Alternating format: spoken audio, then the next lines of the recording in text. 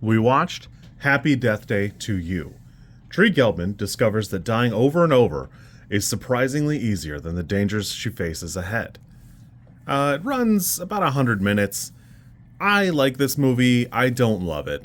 I will say that it introduces like an interesting enough bit where Phil Vu is running away from a killer, and it seems like this is just a dangerous ass place to be. And at the end of that sequence, we find that we move away from it pretty quickly. It's kind of unfortunate because I think it's like a compelling premise, and it's kind of fun, but moving away from it moves it back into what the first film is, and while it's a welcome return, it does, I don't know. I was a little more excited for doppelganger shenanigans. I understand moving away from it. There's a lot of reasons to do that and not to stick with this, but I did kind of like the idea of that. It's fine to return to this, and you even get a little bit of every character shining just a little bit, though most of it is really just Tree Gelbman, and we see a little bit more of Universe B as it is. I enjoyed this movie. I just don't like it quite as much. I like it. I don't love it. I don't know. There's a lot of things going on and a lot of moving parts where even as an ending, it seems like it's stepping up in the same way that the Becky movies step up and they take that third step. And I don't know. We haven't seen another Becky movie, and this movie came out in 2019, so hopefully we do see. Christopher Landon has actually talked as recently as in March alongside Jessica Rothe, so we probably will see something. I just don't know what it'll be as far as staying in line with this.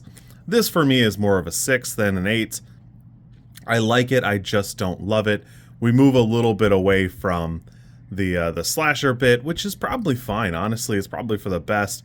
And we even see in Universe B a lot of different shades of characters where they're just very different.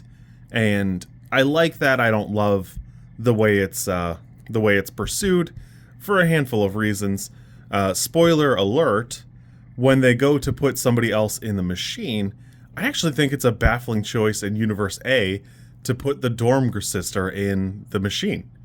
Because in Universe B, she was a jerk. Fine, she was a jerk. I got it. Gotcha, no problem.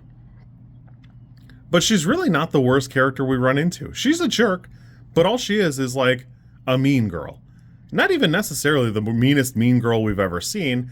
She's just pretty mean to some of the other sisters, where in this timeline, this version of Universe A, the roommate is dead, but the serial killer is still alive and on campus.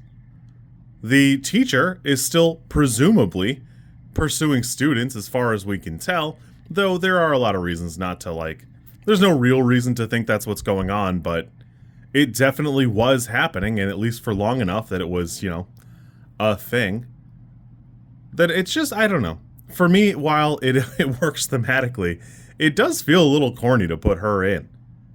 And I understand aesthetically why, but it just feels mean-spirited to throw her in the machine. And I guess from my perspective, there's no real way to measure it other than eventually she might figure out what's happening to her. But basically, the first day, she'll wake up with super osteoporosis and maybe be dying.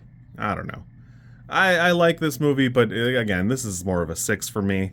I enjoyed it, but I just wanted something more out of it. You get a lot of great emotional beats, especially you spend a lot of time with the mom, the parents. There's a lot of great stuff here, but it almost feels like we took a detour in the overall narrative, and while fun, it's almost like one of those anime, like a filler arc, because it's fun and we've learned a little bit more about it. We've gotten to the root of it, but for the most part, we've really circumvented having a second movie. I don't know.